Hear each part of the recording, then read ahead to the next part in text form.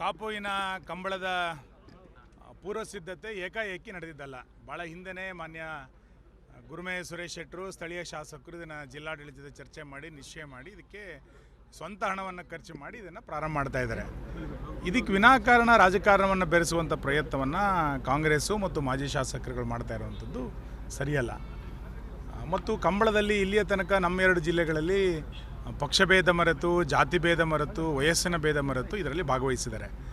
ಒಂದು ಹೊಸ ಸಂಪ್ರದಾಯಕ್ಕೆ ಕಾಪು ಮತ್ತು ಜಿಲ್ಲಾಡಳಿತ ಹೊರಟಿರುವಂಥದ್ದು ಎಷ್ಟಕ್ಕೂ ಸರಿಯಿಲ್ಲ.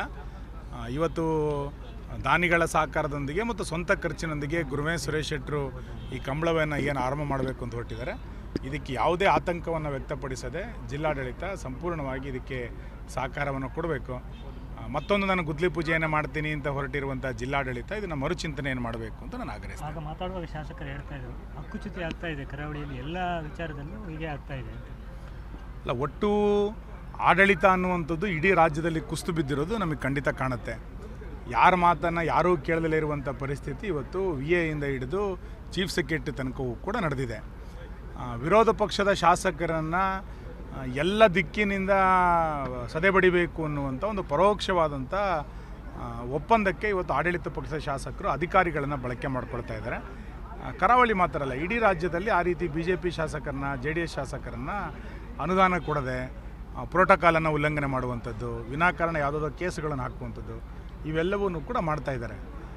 ಯಾರು ಸಂವಿಧಾನ ಅಂತೇಳಿ ಭಾಷಣ ಮಾಡ್ಕೊಂಡು ಹೋಗ್ತಾ ಇದ್ದಾರೋ ಸಂಪೂರ್ಣವಾಗಿ ಸಂವಿಧಾನದ ಉಲ್ಲಂಘನೆಯನ್ನು ಯಾರು ಮಾಡ್ತಾ ಇರೋದು ಅಂತ ಕೇಳಿದರೆ ಇವತ್ತಿನ ರಾಜ್ಯ ಸರ್ಕಾರ, ಇವತ್ತಿನ ರಾಜ್ಯದ ಕಾಂಗ್ರೆಸ್ ನಾಯಕರು. ಬಜೆಟ್ ಬರ್ತಾ ಇದೆ, ಏನು ಕರಾವಳಿ ಏನು ಬೇಡಿಕೆ ಏನಾದರೂ ಹೋಪ್ಸಿದೆಯಾ? ಬಜೆಟ್ಟಿನ ಬಗ್ಗೆ ಯಾವುದೇ ನಿರೀಕ್ಷೆಗಳನ್ನು ಇಟ್ಕೊಂಡಿಲ್ಲ.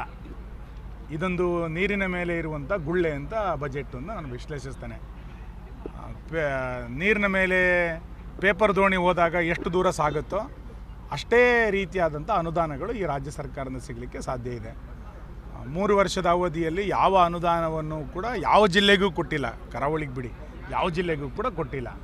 ಸಂಪೂರ್ಣವಾಗಿ ಅಭಿವೃದ್ಧಿಯನ್ನು ಮರೆತಿರುವಂಥ ಸರ್ಕಾರ ಇದು. ಮತ್ತು 2 ವರ್ಷದಲ್ಲಿ ಯಾವುದನ್ನು ಬಜೆಟ್ನಲ್ಲಿ ಘೋಷಣೆ ಮಾಡಿದರೋ ಅದನ್ನು 50% ಅನುಷ್ಠಾನ ಮಾಡಲಿಕ್ಕೆ ಆಗದಲ್ಲೇ ಇರುವಂಥ ಸರ್ಕಾರ. ನಾವು ಅದನ್ನು ಅಧಿವೇಶನದ ಸಂದರ್ಭದಲ್ಲಿ ಚರ್ಚೆ ಮಾಡೋರಿದ್ದೀವಿ. ಹಾಗಾಗಿ ಈ ಸರ್ಕಾರದ ಬಗ್ಗೆ ನಮಗೆ ಯಾವುದೇ ನಿರೀಕ್ಷೆಗಳಿಲ್ಲ. ಆದರೂ ಕೂಡ ನಾವು ಜಿಲ್ಲಾಡಳಿತಕ್ಕೆ ಹೇಳ್ತಾ ಇದ್ದೇವೆ, ಪಶ್ಚಿಮ ವಾಹಿನಿಗೆ ಇಂದಿನ ಎಲ್ಲ ಸರ್ಕಾರಗಳು ಕೂಡ ಪ್ರತಿ ವರ್ಷ 500 ಕೋಟಿ ರೂಪಾಯಿ ಅನುದಾನವನ್ನು ಕೊಡ್ತಾಯಿತ್ತು. ಪ್ರವಾಸೋದ್ಯಮಕ್ಕೆ ವಿಶೇಷವಾದಂಥ ಒತ್ತನ್ನು ಸರ್ಕಾರ ಕೊಟ್ಟಿತ್ತು. ಅದನ್ನು ಮುಂದುವರಿಸಬೇಕು. ಮತ್ತೊಂದು ಮೆಡಿಕಲ್ ಕಾಲೇಜನ್ನು ಸರ್ಕಾರ ನಮ್ಮ ಜಿಲ್ಲೆಯಲ್ಲಿ ಪ್ರಾರಂಭ ಮಾಡಬೇಕು ಅನ್ನುವಂಥ ಮನವಿಯನ್ನು ಈಗಾಗಲೇ ನಾವು ಕೊಟ್ಟಿದ್ದೇವೆ. ಡಿನ್ನರ್ ಮೀಟಿಂಗ್ ಆಗಿದೆ ಮತ್ತು ದೆಹಲಿಗೆ ಪ್ರವಾಸ. ಸಿದ್ದರಾಮಯ್ಯನವರು ಕೊನೆ ಬಜೆಟ್ ಅಲ್ಲ, ಸಿದ್ದರಾಮಯ್ಯನವ್ರದ್ದು ಎಷ್ಟು ದಾಖಲೆಯ ಬಜೆಟು, ಅದನ್ನು ದಾಖಲೆನ ಯಾರು ಅಡ್ಡಿ ಮಾಡಬೇಕು ಅನ್ನೋದನ್ನು ಕಾಂಗ್ರೆಸ್ಸೇ ತೀರ್ಮಾನ ಮಾಡಬೇಕು.